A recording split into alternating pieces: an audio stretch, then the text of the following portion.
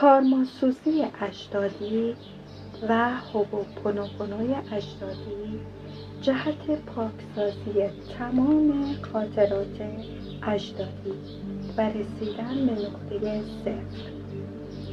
ای ذات الهی درون من، ای شعور بیکران هستی، با تمام وجودم در این لحظه مقدس به ژرفای وجودم فرو می رود، به ریشه هایم، به نیاکانم، به تمام سلول هایم که حامل میراث عشق و درس های گذشته‌اند درود و عشق می فرستم.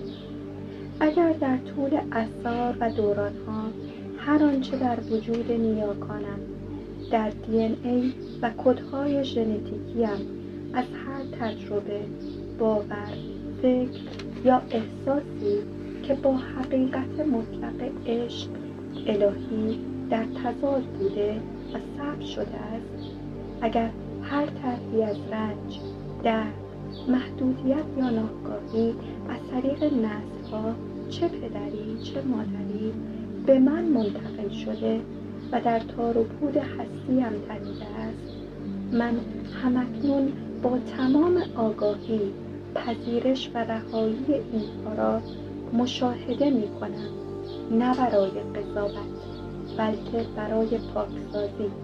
متاسفم برای هر آنچه که در گذشته ناگاهانه و سر درد و در سطوح عمیقه وجودی من به سطح رسیده.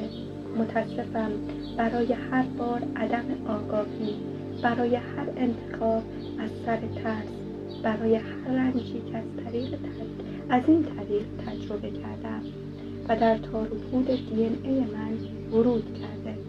لطفاً مرا ببخش برای هر سهمی که من ناآگاهانه یا آگاهانه در تداوم این الگوها داشتم.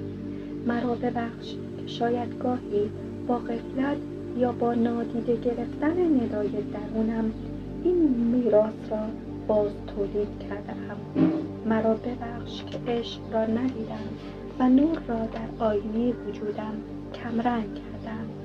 ممنونم از تمام نیاکانم برای زندگیشان، برای تجاربشان، برای درس‌هایی که حتی از طریق رنج‌هایشان به من آموختند.